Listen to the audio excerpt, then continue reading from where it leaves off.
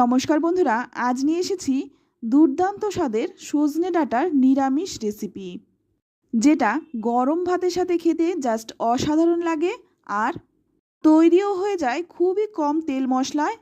আর এই ডাঁটা যে ভীষণই উপকারী তা কিন্তু নতুন করে বলার কিছু নেই। আর এই সময়ে কিন্তু প্রচুর পরিমাণে এই ডাঁটা পাওয়া যায় আর বেশ সস্তাও। তাই আমার মতো করে একবার বানিয়ে দেখুন, বাচ্চা থেকে বড় সকলেই কিন্তু বেশ তৃপ্তি করে খাবে। তো রান্নাটা করার জন্য প্রথমেই নিয়েছি সজনে ডাঁটাগুলোর খোসাটা ছাড়িয়ে তারপর ছোট ছোট টুকরো করে কেটে নিয়েছি। তো আপনারা কিন্তু আপনাদের পছন্দ মতো সাইজে কেটে নিতে পারেন। তো অপরদিকে দেখুন, একটা কড়াইয়ের মধ্যে নিয়ে নিচ্ছি বেশ কিছুটা জল। এবার এই জলের মধ্যে দিয়ে দেব আমি কেটে রাখা সজনে ডাঁটাগুলো। তো সম্পূর্ণ সজনে ডাঁটাগুলোই দিয়ে দিলাম। আর এইভাবে যদি সজনে ডাঁটা রান্না করেন তাহলে কিন্তু সজনে ডাঁটার পুষ্টিগুণটা একদম নষ্ট হবে না। এবার এর মধ্যে দিয়ে দিচ্ছি সামান্য একটু লবণ আর দিয়ে দিচ্ছি খুব সামান্য একটু হলুদ গুঁড়ো। লবণ আর হলুদ গুঁড়োটা দিয়ে এবার ভালো করে একটু নেড়েচেড়ে মিশিয়ে নেব। তো ভালো করে নেড়েচেড়ে মিশিয়ে নিয়ে তারপরে কিন্তু আমি এটা সেদ্ধ করে নেব। গ্যাসের আঁচটা লো টু মিডিয়ামে রেখে 10 মিনিটের মতো সেদ্ধ করে নেব। ততক্ষণে এখানে আমি একটা মশলা বানিয়ে নেব। তো এর জন্য নিয়ে নিচ্ছি 1 চামচ হলুদ সর্ষে, সঙ্গে নিয়ে নিচ্ছি 1 চামচ কালো সর্ষে। হলুদ সর্ষে আর কালো সর্ষের পরিমাণটা কিন্তু আমি সমান রেখেছি, আপনারা কিন্তু কম বেশি করে নিতে পারেন। এবার দিয়ে দিচ্ছি 4টে কাঁচা লঙ্কা, ঝালটা নিজেদের স্বাদ অনুযায়ী দেবেন। আর দিয়ে দিচ্ছি 1 ইঞ্চির মতো আদাটা আমি একটু পাতলা পাতলা করে কেটেছি। এবার এই সমস্ত মশলাগুলো আমি শিলে বেটে নেব, তবে আপনারা চাইলে কিন্তু মিক্সিতেও বেটে নিতে পারেন। তো প্রথমে আমি সর্ষেগুলো নিয়ে নিলাম, তারপর সামান্য একটু জল দিয়ে দেব যাতে সর্ষেগুলো গড়িয়ে না পড়ে যায়। একটু জল দিয়ে দিলে তাহলে কিন্তু সর্ষেগুলো আর গড়িয়ে পড়বে না, তাই সামান্য একটু জল দিয়ে আমি সর্ষেটাকে প্রথমে বেটে নিচ্ছি। যখন এই অর্ধেক বাটা হবে তখন এর মধ্যে দিয়ে দেব কাঁচা লঙ্কা আর আদা, সঙ্গে দিয়ে দিচ্ছি সামান্য একটু লবণ। এবার একদম মিহি করে এই মশলাটা আমি বেটে নেব। যত মিহি হবে রান্নার স্বাদটাও কিন্তু ততটা ভালো হবে। তো দেখুন একদম মিহি করে আমি সর্ষেটা বেটে নিলাম। তো আপনারা কিন্তু অবশ্যই মিক্সিতেও বেটে নিতে পারেন। এই রান্নাটা কিন্তু খুব কম সময় হয়ে যায় আর খেতেও কিন্তু দুর্দান্ত হয়। তো বেটে নিলাম। এবার অপর দিকে দেখুন সজনে ডাঁটার ঢাকনাটা খুলে নিয়েছি আর ডাঁটাগুলো কিন্তু সেদ্ধ হয়ে গেছে, তবে একদম কিন্তু সেদ্ধ করে গলিয়ে ফেলবো না, 70% মতো সেদ্ধ করে নিতে হবে।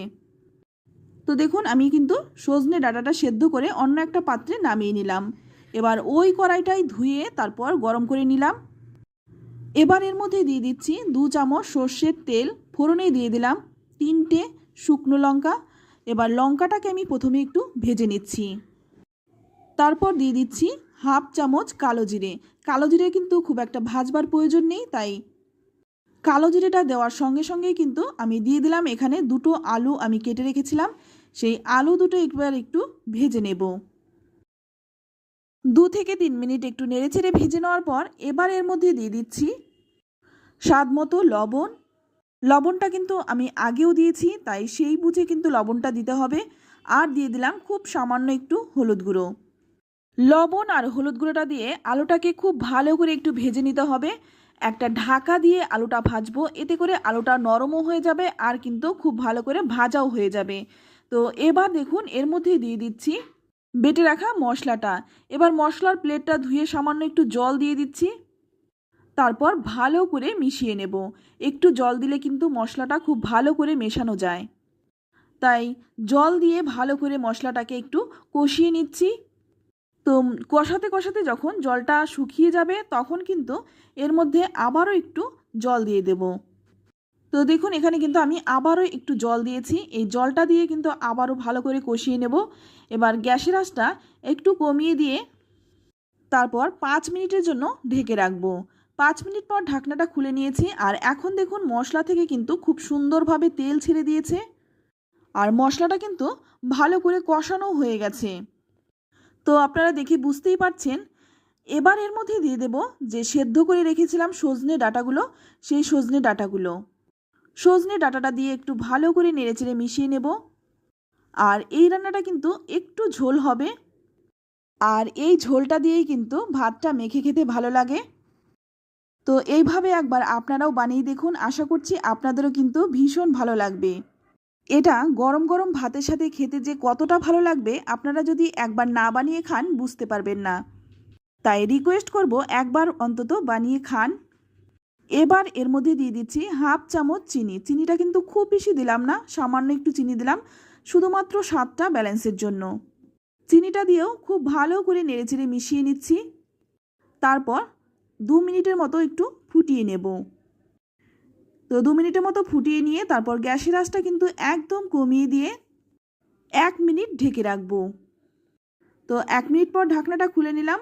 আর এখন কিন্তু রান্নাটা প্রায় হয়েই এসছে, এর থেকে কিন্তু আর বেশি শুকনো করব না। তো একটু ভালো করে নেড়েচেড়ে নিয়ে তারপর এর মধ্যে দিয়ে দিচ্ছি 3টে চেরা কাঁচা লঙ্কা, আর দিয়ে দিচ্ছি 1 চামচ কাঁচা সর্ষের তেল। এই কাঁচা লঙ্কা আর কাঁচা সর্ষের তেলটা দিয়ে ভালো করে একটু নেড়েচেড়ে মিশিয়ে নিচ্ছি, যাতে করে কাঁচা সর্ষের তেল আর কাঁচা লঙ্কার গন্ধটা সজনে ডাঁটার মধ্যে খুব ভালো করে মিশে যায়। তাই গ্যাসের আঁচটা বন্ধ করে 10 মিনিট স্ট্যান্ডিং টাইম দিয়ে নামিয়ে নিচ্ছি। তো বন্ধুরা, সজনে ডাঁটার অনেক রেসিপি তো অনেকভাবে খেয়েছেন, একবার এইভাবে ট্রাই করুন। আশা করছি ছোট থেকে বড় সকলেই ভীষণ পছন্দ করবে। আর রান্নাটা শুধু ভাত দিয়ে নয়, শুধুও কিন্তু কথা বলতে বলতে কখন যে সজনে ডাঁটা পুরোটাই শেষ করে ফেলবেন নিজেরাও বুঝতে পারবেন না। তো বন্ধুরা, রেসিপি ভালো লাগলে কমেন্টে লিখে জানাবেন, আর লাইক শেয়ার করতে একদম ভুলবেন না। আপনি যদি আমার চ্যানেলে নতুন হয়ে থাকেন, চ্যানেলটা সাবস্ক্রাইব করে নেওয়ার অনুরোধ রইল। আজ এই পর্যন্তই। সকলেই ভালো থাকবেন, সুস্থ থাকবেন, আর সকলকেই ধন্যবাদ।